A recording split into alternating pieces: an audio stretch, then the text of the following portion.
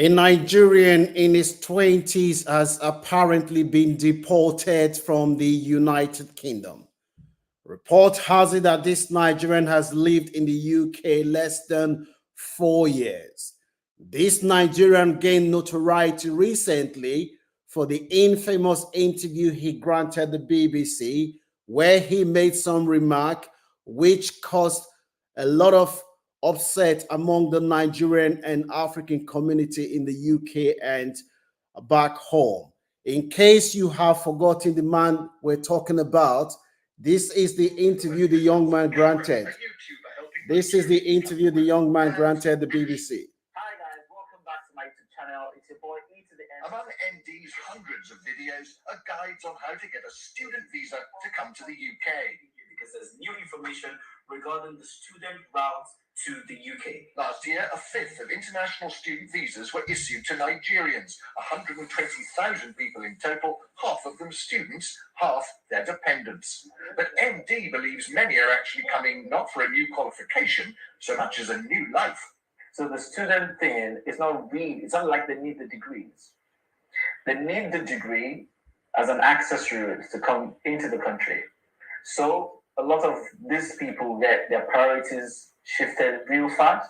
So it's really about getting into the UK. Exactly. And then not about getting a job. It's not really about the education. Nigerians have a word for what's going on. You heard it. My name is Francis. I'm reporting directly from the Launch Club headquarters in the United Kingdom. I am sharing these stories with you because I believe that one of the easiest ways to learn in life is to learn from other people's experience. This Nigeria came to the UK less than a few months after being in the UK. He granted the BBC that famous interview. Now, this Nigerian had the opportunity to use that interview to shine a positive light about his community. He had the opportunity to say positive things about migration and opportunity for him to paint his country in a good light. However, it was a missed opportunity. Whilst I'm not here to criticize or judge this young man, the young man has already apologized. There are lessons that you and I can learn from this experience. Number one, stay away from crime. This young man, according to a report making it round on the internet, was involved in fraud. And that is one of the reasons he's heading back to Nigeria, or if he's not back in Nigeria. And those of you that follow YouTubers and other influencers, you follow their advices. This young man has been in the UK for less than 2 years. And a lot of people are following what he's saying, believing. Some of us who have lived in the UK for more than 20-something years, we know how the system works.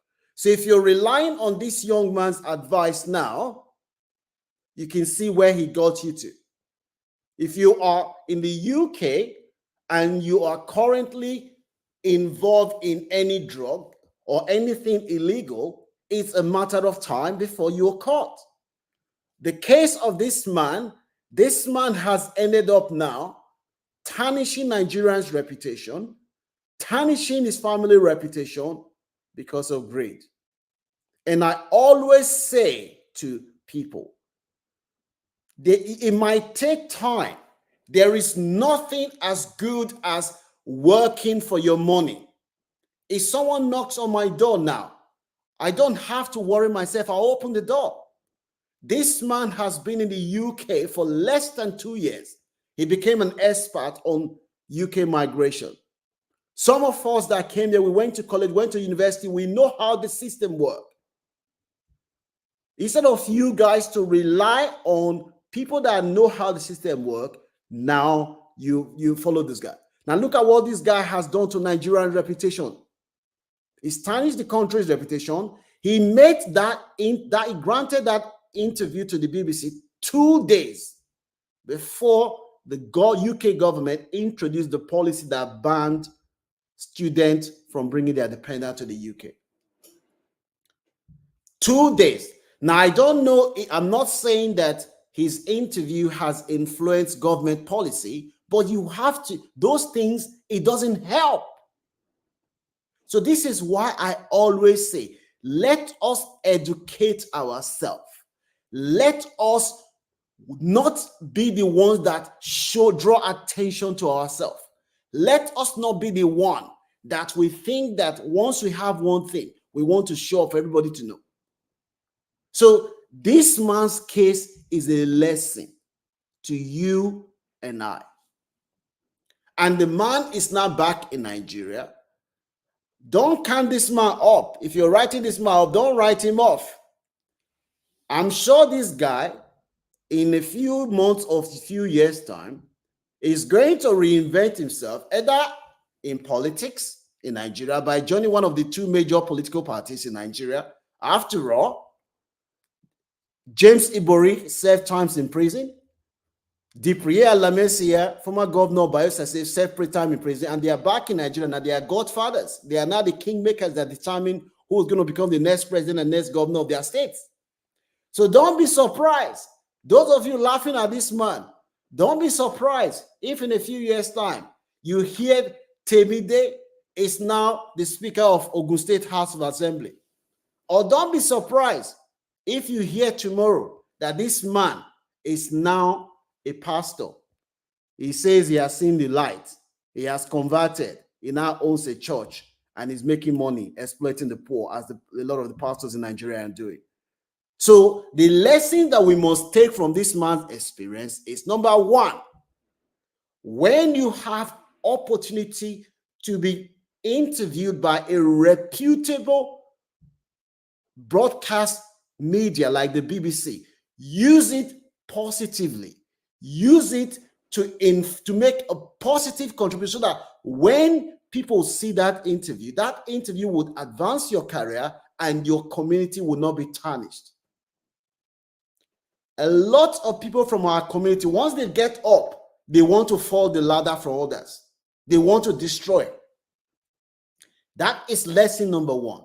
Lesson number two, those of you that follow YouTubers, some of the YouTubers who haven't even been in UK or Canada for less than 3 months, they are not advising you on immigration matter.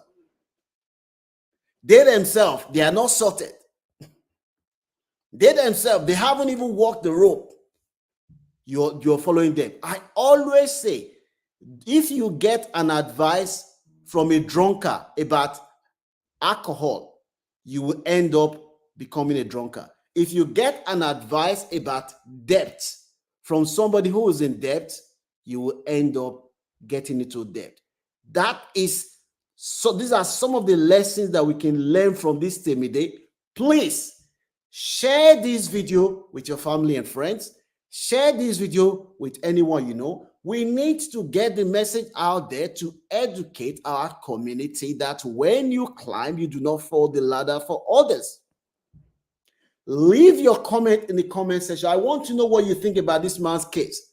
We're forgiven. I have no grudge against the man. The man has apologized. We need to move on. We are a forgiving people. We are a loving people. We are not people that want to kill somebody because they make mistakes. We are forgiving him. But the man hopefully would have learned some lessons. Do you think the man did the right thing with that interview that he granted? Do you think some people are now saying it's karma? I don't believe it's karma. The guy was involved in fraud and apparently was involved in fraud.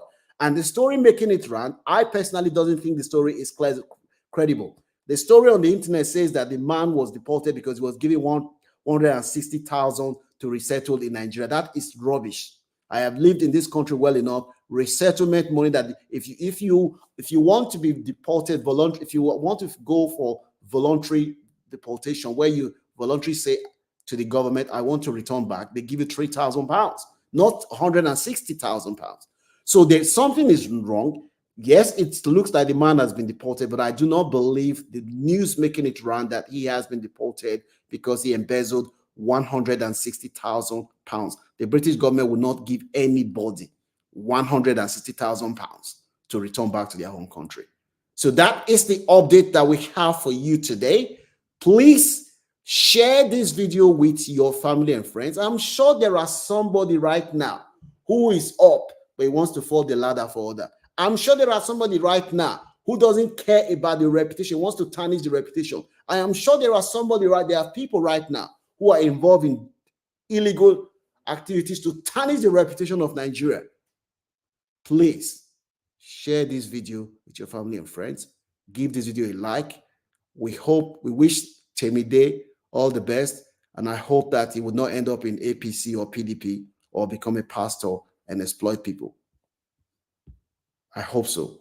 So Temide, I wish you well. Launch Club wish you well. Thank you.